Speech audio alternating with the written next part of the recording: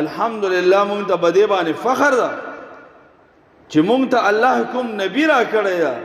د کوم نبی په امت کې الله مونږ پیدا کړی وو ناغه د حیا په ډېر اعلی درجه باندې وو دومره حیاناک نبی ابو سعید خدری رضی اللہ فرمائی کان النبی صلی اللہ علیہ وسلم اشد حیاء من العذراء فی خدرها رسول اللہ صلی اللہ علیہ وسلم دومره زیاد حیاناکو دومره ډیر حیا په نبی صلی الله علیه وسلم کې وا من العذراء فی خدرها داغه پیغلنا پیغل جنینا چې هغه پردنشین وي په پردې کې ناستوي نبی صلی الله علیه وسلم داغه نم زیاد حیاناک خضر دا د حیا د دور خبرې دي چې کله به یو جینۍ چې دا پیغلتوب ته ورسېدا نو هغې به په دې کور کې ځان ته یو پرده یو څه کپړه وتړله چې د خپل کور والا نه به یې ځان داسې لږ په څنډې کوله اگر چې د خپل کور والا نه د خپل پلار نه د ورور نه د تره نه د دې نه پرده اسلام نه ده لازم کړی خو چونکې هغه دور د ایمان او د حیا داسې دور و چې کله به یو جینۍ پیغلتوب ته ورسېده نو ځان ته په کور کې یو پرده غوندې کې وتړله چې په هغې کې به اکثر وخت هغې تېروله ځان ته به په هغې کې ناسته کې وخت تېروله د خلکو نه به پکې ځان داسې لږ څنډه ته کوله دې ته خضر ویلی شي عربي کې او په اردو کې د هغې نه ما پردنشین معنی نو نبی صلی الله علیه وسلم ابو سعید خدری رضی اللہ عنہ فرمائی دومره زیات حیاناکو اشد حیاء من العذراء فی خدرها یو زنانا یو پیغله به چې څنګه حیا به یې کوله د هغې نه زیاته حیا په نبي صلی الله علیه وسلم کې موجوده وه دومره حیاناک نبي ځکه موږ د تعلیم د حیا هغه راکړی او هغه د زینب رضی الله عنها د نکاح الله رب العالمین د نبی صلی الله علیه وسلم په حیا باندې دومره غیرت کړی چې الله آیات نازل کړل الله د حجاب او د پردې آیات دا د نبی صلی الله علیه وسلم د ډېر حیا په هغې باندې د غیرت د وجه نه امت ته ما او تا ته د موږ زنانو ته د آیات امت ته آیات نازل کړل د حجاب آیت حدیث کې دی چې کله نبی صلی الله علیه وسلم زینب بنت جحش راوستله هغه یې راواده کړله نو دا نبی صلی الله علیه وسلم د ټولو نه غټه ولیمه او د دعوت دی نکاح هغه کړی و نبی صلی الله علیه وسلم چې په هغې کې غوښه وه او په هغې کې روټۍ هم وه نو د نبی صلی الله علیه وسلم غټه ولیمه د زینب بنت جحش ولیمه یې وکړه صحابه کرامو ته روټۍ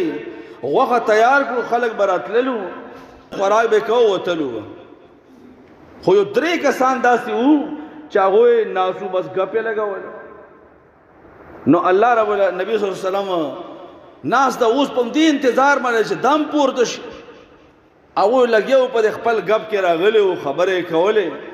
نبی صلی الله علیه وسلم ته پورته شو هغه بیا هم نه پوهېدلو نبی صلی الله علیه وسلم اول د عایشه رضی الله کور ته سر ښکاره کړه السلام علیکم اهل البیت ورحمت الله په عایشه رضی الله سلام واچو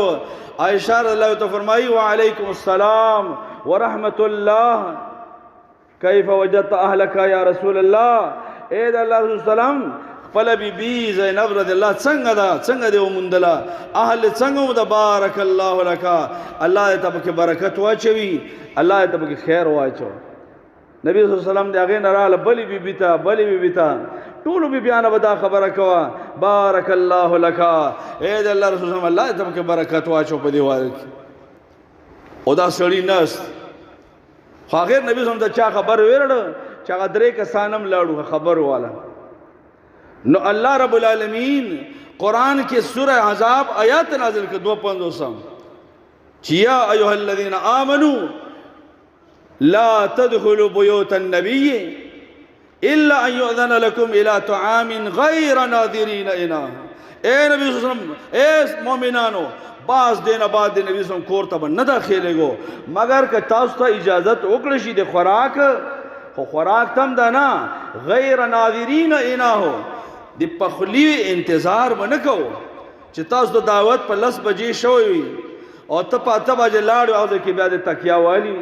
نه چې چا دعوت دیر کړه چیرې جی 10 بجو ته راشه 10 بجو ته ځان ورسو او بیا یې وفرمایل واذا دعيتم فادخلوا چې کله تاسو ولکن اذا دعيتم چې تاسو ته کله دعوت دیر کشي نو فادخلوا بیا کور ته را داخل شوي خو بیا هم ادب یاد کو فاذا طعمتم فانتشروا چې خوراک دې وکړل نو بیا خواره شو غیر مستانسین لحدیث بیا به نور نه غم نه کی چې زه خوراک مو کوم لګه تکیا و لګ ملا اوارکو نا غپونه بیا غلط نه لګوي هغه ځای کې د خوراک وک بس دغه ځنه استاد وزو او بیا و فرمایل انه کان ذالکم یؤذى النبی دا کار د تاسو نبی صلی الله علیه وسلم ته خفغان ورکوي فیستحی منکم هو نبی صلی الله حیا نه کدا هغه حیا ده حیا د وجه چاته نشي ویل روټي دی خو نه بس ځکه نه ورو هغه حیا ده والله لا یستحی من الحق الله غنی ذات د چا پروا نه کوي هغه د حیا نه کوي د حق بیانولو نو ګورا نبی صلی الله علیه وسلم په حیا دی وجنه الله دغه آیات متداس نبی الله راکړه دومره حیاناک الله دا آیات د حجاب د پردې دا آیات الله نازل کړل چې بس خوراک وکړو نو بس هغه نبی اعظم انس رضی الله فرمایي زو په نبی صلی الله علیه وسلم ورستو روانو ما یو وخت باندې درشل اړولې و یو بار و نو نبی صلی الله علیه وسلم ما او نبی صلی الله علیه وسلم په منځ کې پرده راوځان لگا دا چې باس انس تام اجازه نور کورته نشتا ته چې نه نوځي اجازه بغواړي د نبی صلی الله علیه وسلم نه باس حکم بدل شي نورونو مونږ ته الله نبی دا صلی الله علیه وسلم را کړی دا چې عام د حیا یو عظیم نمونه وا